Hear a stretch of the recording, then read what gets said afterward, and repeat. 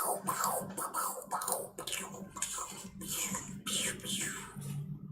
God! Oh. Chat.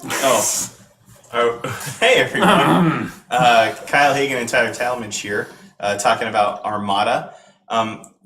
We are doing Armada pack reviews now. So our pack, what do we call them? Pack chats? Pack chats. Pack chat. TM, copyright, trade infringement pending, or anything like that. We kind of went over our last video, the Hammerhead Corvette video, what we're doing and why we're here. So if you want to check out, like, you know, if we're even someone you want to care about listening to, go check the intro to that video out.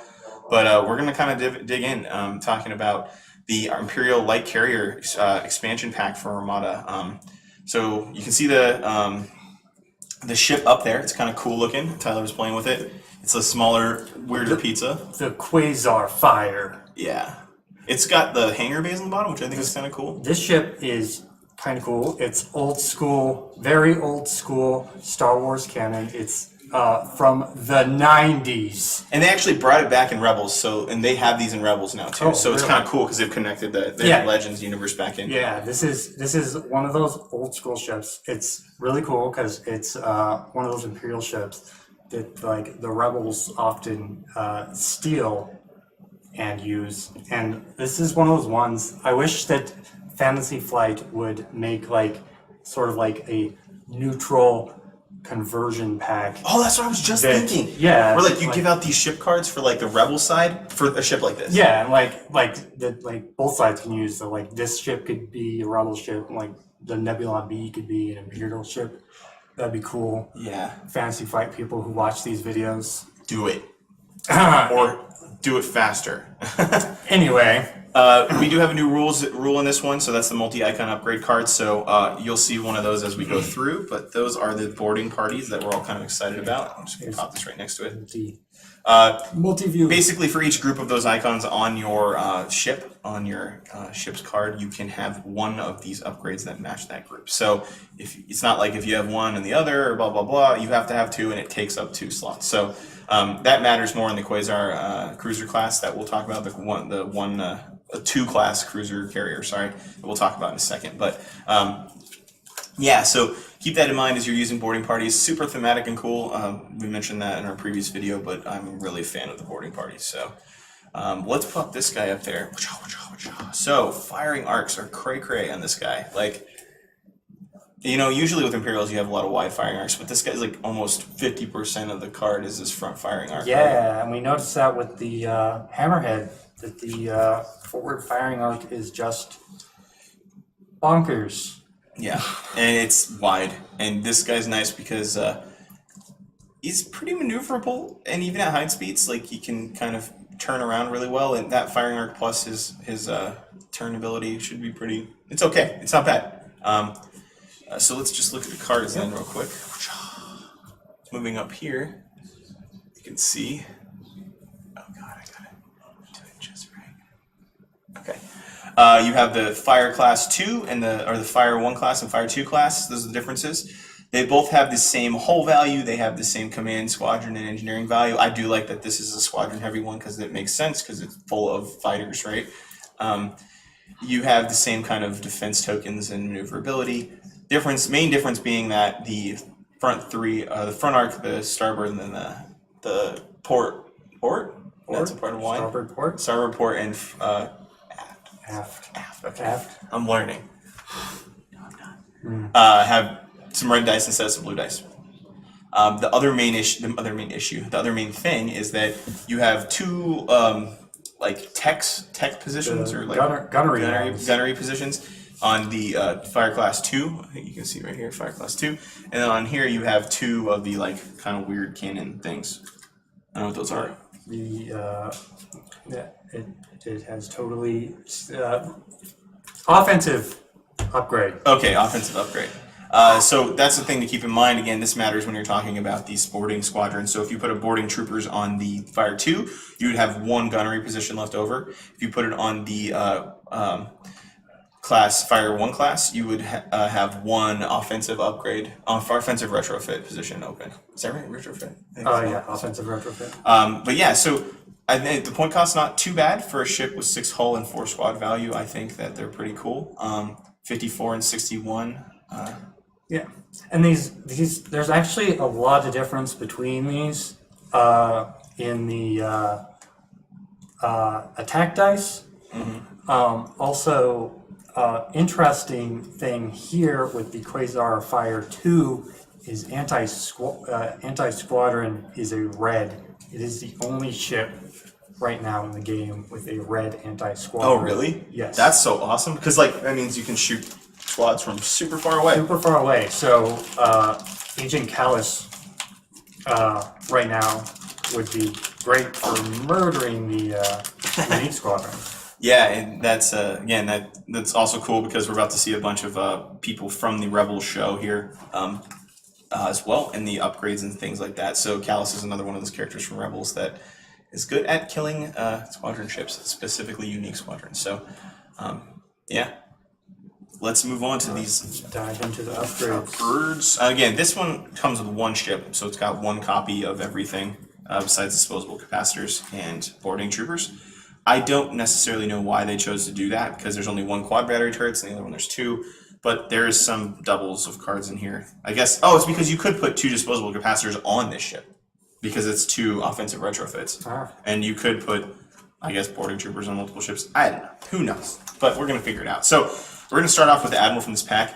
Admiral Sloane. Admiral Sloane is a character from the Star Wars Aftermath series. She might be in other shows as well, but that's where I know her from. It's a book series written by Chuck Wendig, and I think it's pretty cool. So what I'm noticing a lot right now is that a lot of what Fantasy Flight's doing is pulling from comic books, the extended canon, the movies. Like they have cards in Destiny, which is another Fantasy Flight game, that reference the comic book specifically and things that have happened in the comic book, which I was like, this is cool. Like I'm liking that they're getting canon from canon, and so.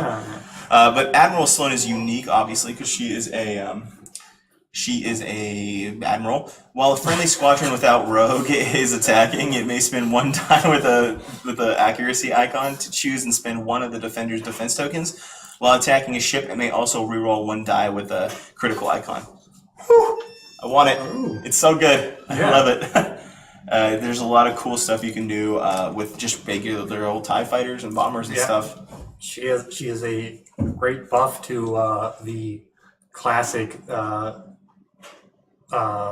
Fighter Swarm, which the Imperials have been lacking. Because TIE Fighters and stuff are blue, mostly blue dice, so that's really cool. Yeah, definitely.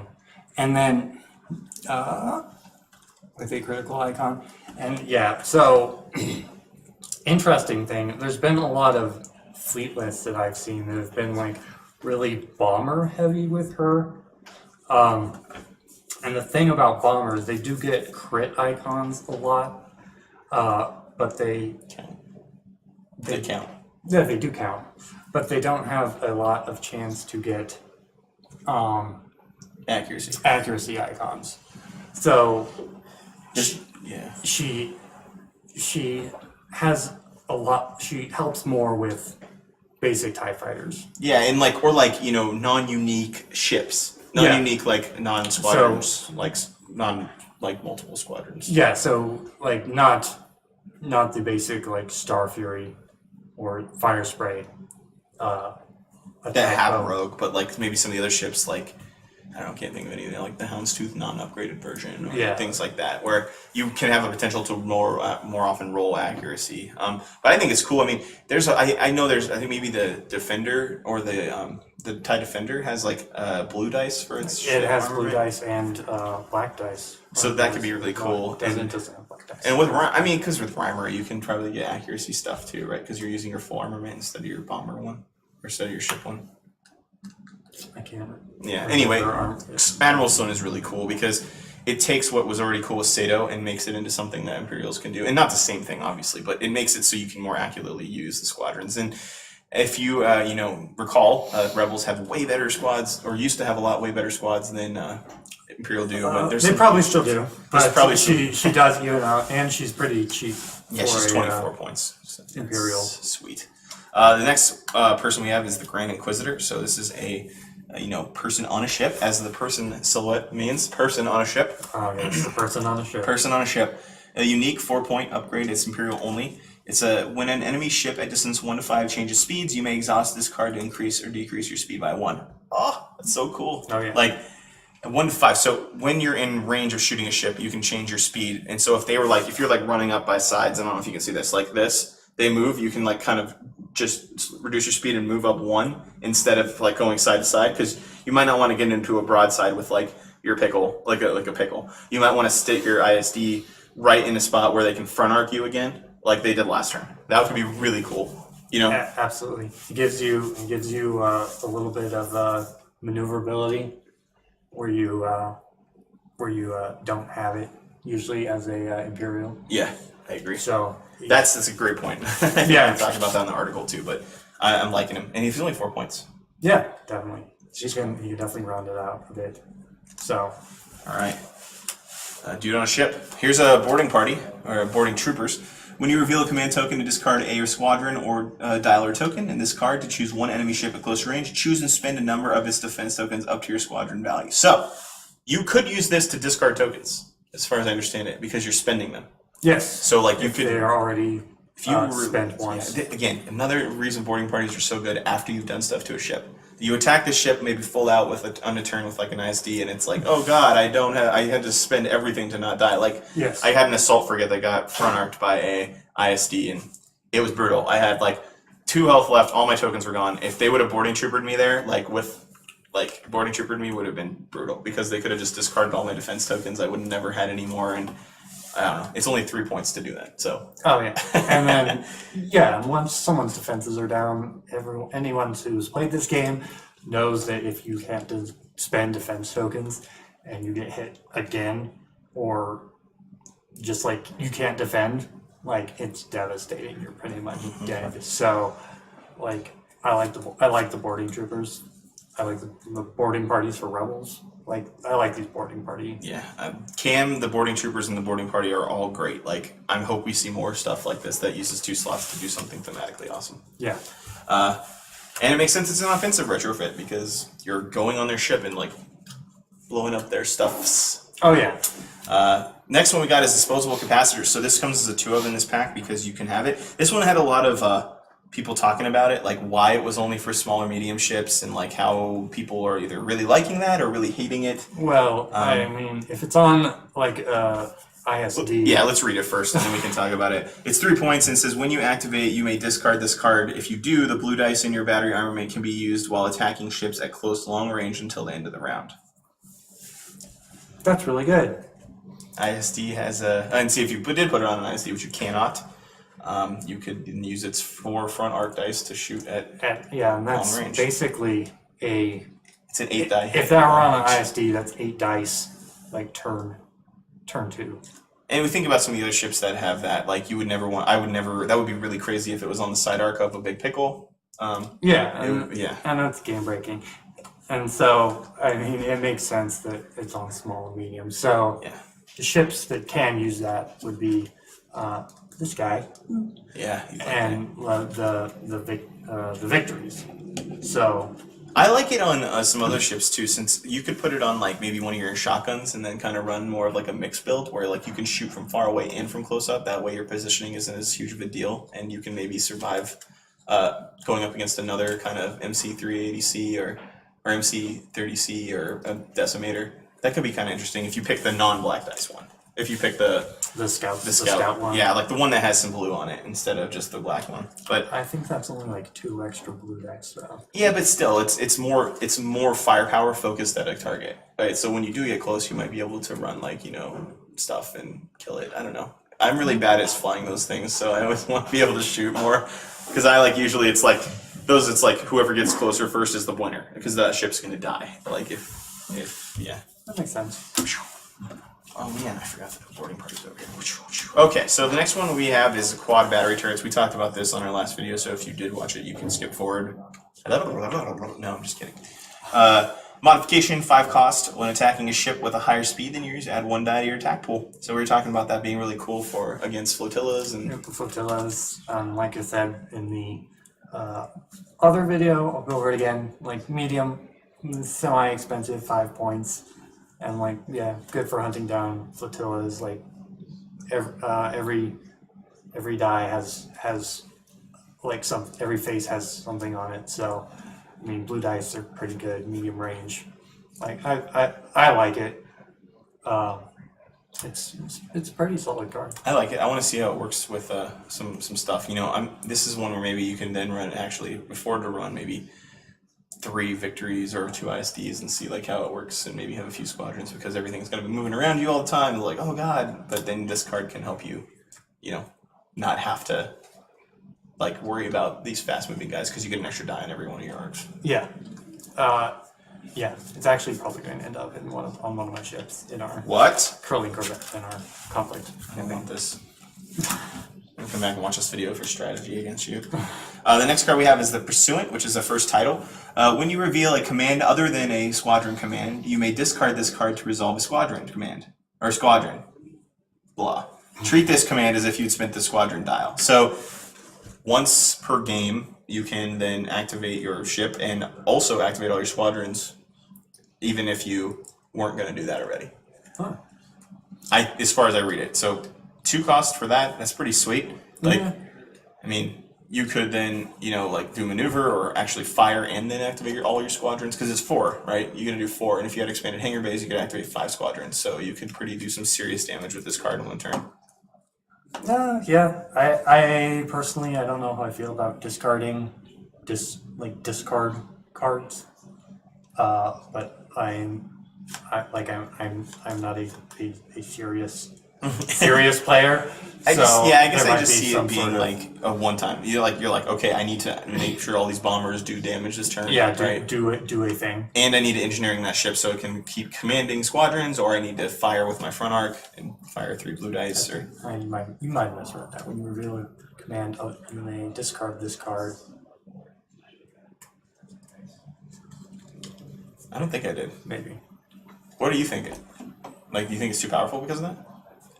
I'm not sure. Because it doesn't say instead anywhere. So help us out and understand, if we're reading this right or not. But we'll move to the next one. Yeah. Squall.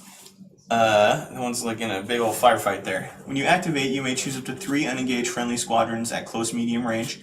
Those squadrons may move up to distance 2. If they do, they cannot be inter-movement engaged. So that's kind of cool. Yeah, this one had some neat theories on the article when it was spoiled. You can turn 1 launch some squadrons across the map, and like launch them, because you get to pick 3 and move them. Then you get to activate the squadron command and then move them again and attack. And bomb something turn 1, which has some interesting implications. Yeah. You can assassinate a flotilla if you so chose. That's true. I didn't think about that. Or you could use it later in the game too, where like maybe you keep your squadrons behind, and then you just like rush them up really fast and get them in positions where like maybe you move them around, like just swoop around, so they're not engaged with other fighters that might be in the fray. Yeah. So it does have like very interesting implications. Like end of game. Something like if there's a ship limping away, it's almost dead. And you get to move them. Oh no, okay, never mind. And so if you have intel on a ship, you can actually, I think, move them as well, as long as they fulfill the intel criteria for being unengaged. Yeah. So that's kind of cool. But let's look at our last one, Stronghold. This one actually seems kind of crazy. Stronghold. When a friendly squadron with swarm at distance 1 to 2 is defending, the attack is treated as obstructed. Yeah, that one's really nice. It's defending, so against a ship or a squadron. Yeah. So if you are getting shot at by something that has 1 squadron attack, they cannot be attacked at all. I thought you could always roll 1 dice. No. Oh, okay, well, that's kind of cool. Yeah. And I did play against someone using the jamming field on their flotillas once, and that obstructs everything, and that was just really annoying. Just having my stuff obstructed. What I really like about this with Sloan is that you can start to run TIE Fighters a lot, and TIE Fighters Interceptors a lot more, and like, I just would love to see a fleet that has just a ton of TIE Fighters, and like, they're all just like decimating all the squadrons, and like, then basically just have them around to just do extra damage maybe to a ship. Yeah. You have so many that you can just attack with them in the squadron phase, and they're just, I don't know, it seems like it could be really cool. Yeah, you have survivability now. Yeah. So, definitely adds a different aspect. Yeah, so that's kind of cool. Thanks for watching, everybody. Come down and play Armada with us if you want to. We play once a month on Saturdays. I can't remember it's like the third Saturday. I think it's the first. First Saturday of every month. We do have a store championship this week. It's the 30th of this month. And come on down and beat us at Armada and get some cool stuff. I mean, you don't have to beat us. You could let us win, but That would be nice. that would be cool. Thank you. See you next pack.